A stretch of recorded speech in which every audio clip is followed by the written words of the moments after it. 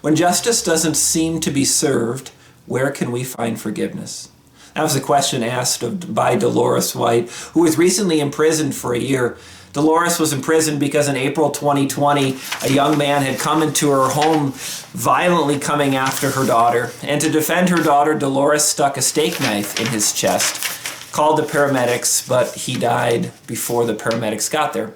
Delores was arrested and put in jail, waiting there for a year for the trial of the murder of Khalil. Was she liable for that or not?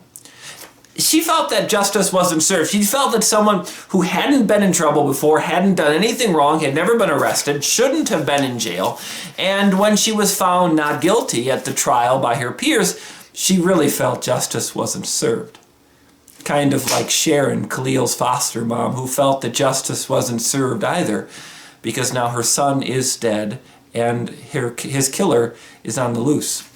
Her thoughts. Where do we find justice in this world? Where do we find forgiveness in this world? This article, a recent series by Vox, asks this question, where do we find it? And yet doesn't give any answers, because there's certain situations like this one of Delores White really doesn't have a simple wrap it up bow ending. Psalm 1. His delight is in the law of the Lord, and on his law he meditates day and night. As we begin a fresh look at God's word in the Psalms, some things aren't as easy in culture. Some things aren't as easy as we would like them to be. Black and white, law and order, nice big ending at the end. There is things in our world we can't always wrap up so nice and neat. But his delight is in the law of the Lord.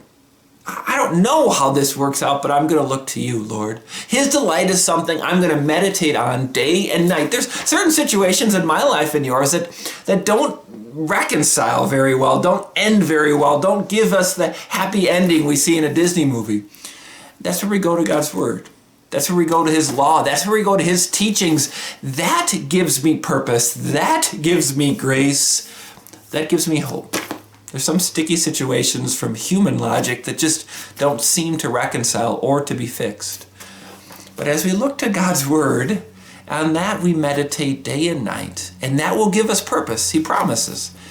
We just have to wait for it.